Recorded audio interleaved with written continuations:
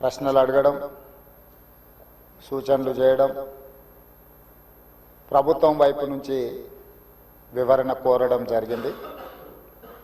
మా సహచార మంత్రివర్గ సభ్యులు వీలైనంత మేరకు వాటికి సంబంధించిన సమాచారాన్ని అందించే ప్రయత్నం చేసిండ్రు. శ్రీధర్ బాబు గారు అందించిన సమాచారానికి అదనంగా కొంత ఇలాంటి శాఖ నేనే ప్రత్యక్షంగా నిర్వహిస్తున్నా.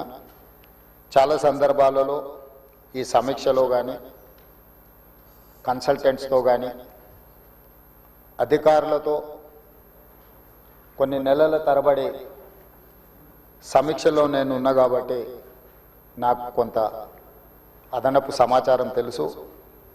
ఈ సమాచారాన్ని సభ ముందు సభ్యులకు వివరించడం బాధ్యతగా భావించి తమ దగ్గర సమయం తీసుకొని ఈ వివరాలను సభ ముందు పెట్టే ప్రయత్నం చేస్తున్న అధ్యక్ష, మూసీ నది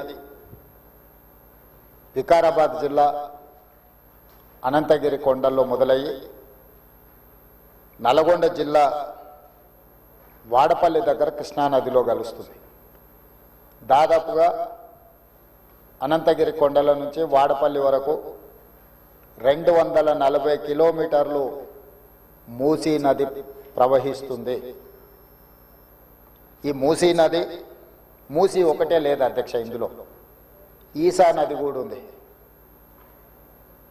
मेरे ख्याल से अकबरुद्दीन साहब को पता है, उस्मान सागर से नीचे भापू घाट तक मूसी नदी आएंगे. हिमायत सागर के ऊपर ईसा नदी है, वो नदी आके बापू घाट में, ये दो नदियों का संगम, इसीलिए बापू घाट वहां बनाए. కన్యాకుమారి దగ్గర 2 సముద్రాలు 2 నదుల యొక్క సంగమం దగ్గర మహాత్మా గాంధీ గారి అస్థికలు ఏ విధంగా పెట్టినరో ఈరోజు వికారాబాదులో మొదలయ్యే మూసా, రంగారెడ్డి జిల్లాలో ఇతర ప్రాంతాల నుంచి మొదలయ్యే ఈసా నదికి సంబంధించి హిమాయత్ సాగర్ ప్రాజెక్ట్ ఉంది. మూసీ నదికి సంబంధించి ఉస్మాన్ సాగర్ ప్రాజెక్ట్ ఉంది, అంటే గంటిపేట ప్రాజెక్ట్. ఈ 2 నదులు వచ్చి లంగర్ హౌస్ దగ్గర ఏదైతే బాపు ఘాట్ ఉందో అక్కడ ఈ 2 నదులు కలుస్తాయి.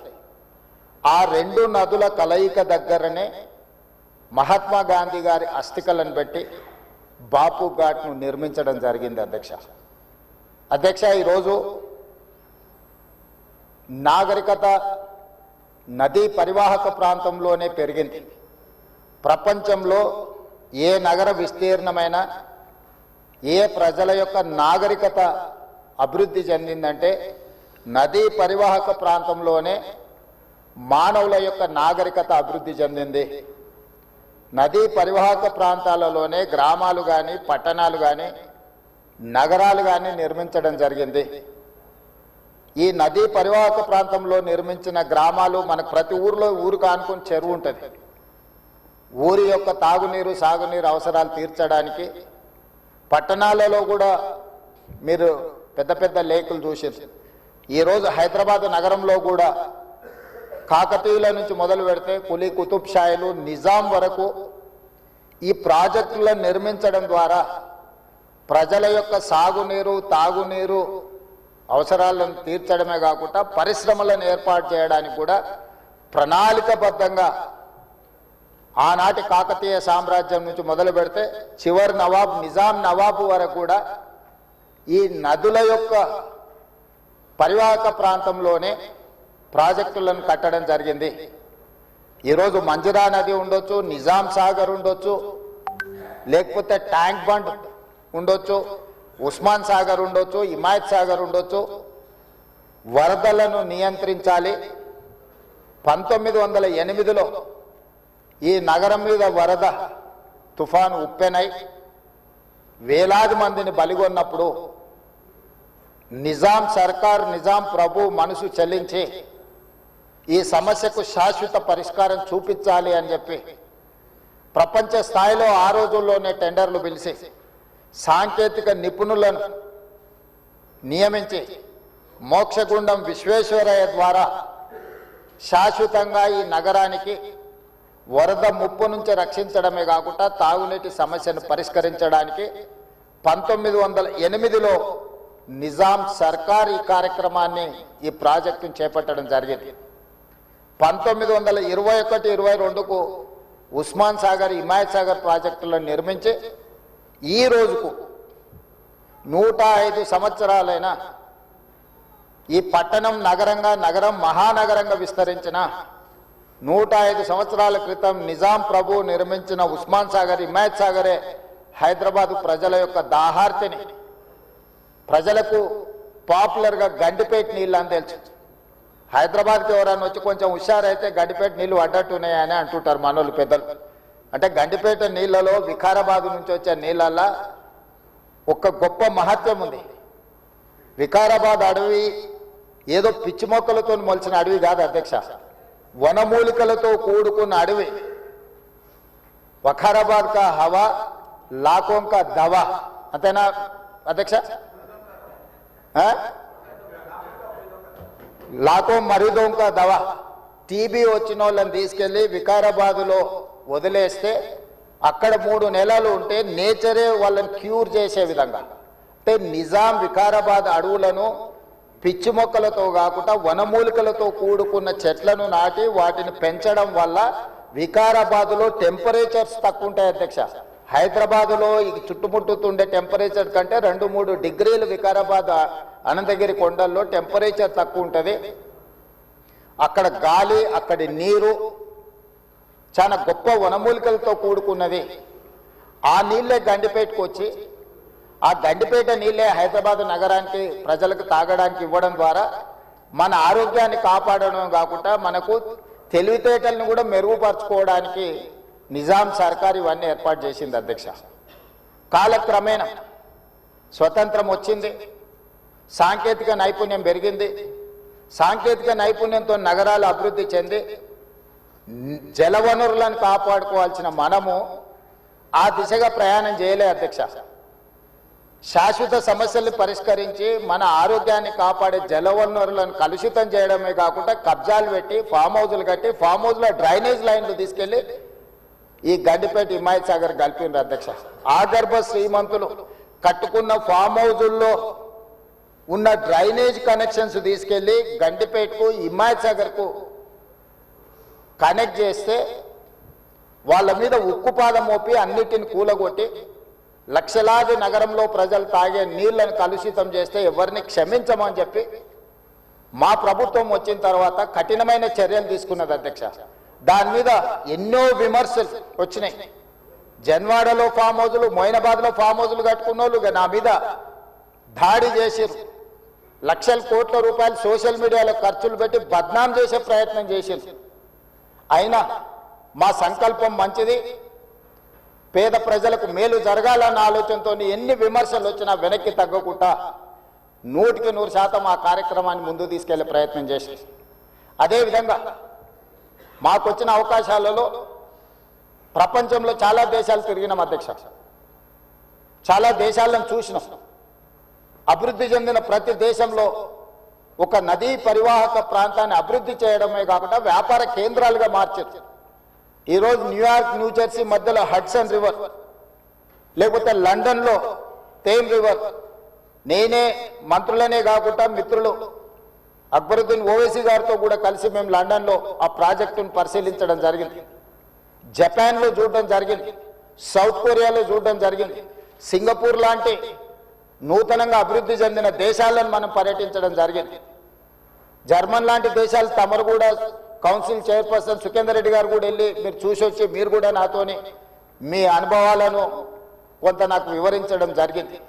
అంటే ప్రపంచ స్థాయి గుర్తింపు పొందిన నగరాలలో నదీ పరివాహక ప్రాంతాలను కాపాడుకోవడమే కాకుండా ప్రక్షాళన చేయడమే కాకుండా వ్యాపార కేంద్రాలుగా మార్చి ఆ రాష్ట్రము, ఆ దేశం యొక్క ఆర్థిక వ్యవస్థను బలోపేతం చేసుకోవడానికి ప్రపంచ దేశాలు పోటీ పడుతున్నాయి. ఈరోజు గుజరాత్ అహ్మదాబాద్లో సబర్మతి రివర్ ఫ్రంట్ కట్టుకున్నారు. భారతీయ జనతా పార్టీ నాయకులు, ప్రజాప్రతినిధులు గొప్పగా చెప్పుకుంటుంటారు. నరేంద్ర మోడీ గారు, అమిత్ షా గారు గుజరాత్లో సబర్మతి రివర్ ఫ్రంట్ అద్భుతంగా కట్టిరని దాదాపుగా 60,000 ఫ్యామిలీలను అక్కడి నుంచి తరలించింది అధ్యక్ష. 60,000 కుటుంబాలను సబర్మతి రివర్ ఫ్రంట్ అభివృద్ధిలో భాగంగా ఆ సబర్మతి రివర్ ఆనుకొని ఉన్న పేదలను అందరిని కూడా అక్కడి నుంచి తరలించారు. ఉత్తరప్రదేశ్లో గంగానది ప్రక్షాళన చేసి అక్కడ రివర్ ఫ్రంట్ కట్టుకున్నారు.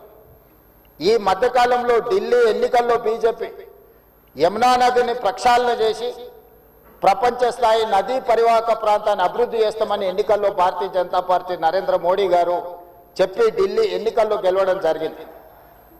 ఆ విషయాలను అన్నిటినీ భారతీయ జనతా పార్టీ అద్భుతంగా గొప్ప అభివృద్ధి నమూనాగా మాట్లాడుకొని ఎన్నికల్లో ఎజెండాగా మార్చి చెప్పుకున్నారు అధ్యక్ష. మేము తప్పు పట్టడం లేదు. అభివృద్ధి జరిగినప్పుడు కొంతమందికి ఇబ్బంది జరుగుద్ది. ఆ ఇబ్బంది జరిగిన వాళ్లకు ప్రభుత్వాలు న్యాయం చేయాలి, నష్టపరిహారం ఇవ్వాలి, ప్రత్యామ్నాయం ఏర్పాట్లు చేయాలన్నది మా ఆలోచన.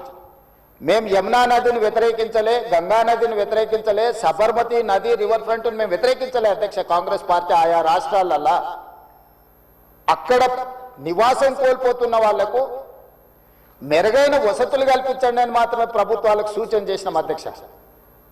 ఈ రోజు ఈ నేపథ్యంలో ప్రపంచ దేశాల నుంచి మన దేశంలో ఉన్న వివిధ రాష్ట్రాలు, రాష్ట్ర ప్రభుత్వాలు చేపడుతున్న కార్యక్రమాల నుంచి కొంతైనా మనం నేర్చుకోవాల్సిన అవసరం ఉంది అధ్యక్ష. వాళ్ళందరికంటే ముందు నిజాం సర్కార్ మూసీ నది రివర్ ఫ్రంట్ను నిజాం కట్టిండి అధ్యక్ష. వీళ్ళందరూ మేల్కోకముందే మీరు పురాణపూల్ బ్రిడ్జ్ నుంచి మక్కా మసీద్ నుంచి మీరు ఆ లైన్ అంతా చూడండి. గుల్జార్ హౌస్, మోజంజాయ్ మార్కెట్, మీరు గండిపేట, ఉస్మాన్ సాగర్, హిమాయత్ సాగర్ నుంచి మొదలు పెడితే పరివాహక ప్రాంతంలో ఎన్ని హెరిటేజ్ స్ట్రక్చర్స్ ఉన్నాయి. తారామతి, బారాదరి నుంచి మొదలు పెడితే ఆ నదీ పరివాహక ప్రాంతంలో దశాబ్దాల కిందే నిజాం ఒక నదీ పరివాహక ప్రాంతాన్ని వ్యాపార కేంద్రాలుగా తీర్చిదిద్ది ప్రపంచ దేశాలతోనే పోటీ పడే విధంగా ఆనాటి హైదరాబాద్ రాష్ట్రాన్ని అభివృద్ధి చేసింది అధ్యక్ష నిజాం. కాలక్రమేణా స్వతంత్రం వచ్చింది, ప్రజాస్వామిక పాలన వచ్చింది. కానీ నిజాం చేసిన అభివృద్ధిని మొత్తం కాలగర్భంలో కలిపేసేసి కనుమరుగు చేసేసి పాలకులకు నిజాం మీద కోపం ఉంటే నాకు అభ్యంతరం లేదు. కానీ నిజాం కట్టిన కట్టడాలను, చారిత్రాత్మకమైన కట్టడాల నుంచి మొదలు పెడితే చేసిన అభివృద్ధిని మొత్తం కాలగర్భంలో కలిపి కలుషితం చేసి ఆక్రమించుకొని అన్యాయక్రాంతం అయిపోయి ఈరోజు నివసించడానికి యోగ్యం కాని ప్రాంతాలుగా తయారు చేసేసి ఇదొక భాగం. ఈ హైదరాబాద్ నగరంలో ఉన్న మురికి కాలువలన్నిటినీ కాలనీలు మొత్తం పట్టణం యొక్క మురికినంతా మూసీ నదికి కలిపేసేసి చచ్చిన శవాల నుంచి పశువుల కలేబరాల వరకు ఆ మూసీ నదిలో కలిపేయడంతో రంగారెడ్డి జిల్లా, హైదరాబాద్ జిల్లా, చివరగా నల్గొండ జిల్లా ఈరోజు శిక్ష అనుభవిస్తున్నది నల్గొండ జిల్లా ప్రజల అధ్యక్ష. లక్షలాది మంది నల్గొండ జిల్లా ప్రజలు మూసీ నది పరివాహక ప్రాంతంలో చివరగా ఉండడం వల్ల రంగారెడ్డి జిల్లా, హైదరాబాదు జిల్లాలో నుంచి వచ్చిన మొత్తం మురికి కలుషితం మనుషుల శవాల నుంచి పశువుల కలేబరాల వరకు ఫార్మా కంపెనీలు వెదజల్లుతున్న విష కాలుష్యం నుంచి మూసీలో కలపడం వల్ల కింద వాళ్ళు జీవించలేని పరిస్థితి ఉంది. నల్గొండ జిల్లాకు భగవంతుడే శిక్ష విధించిండు అధ్యక్ష.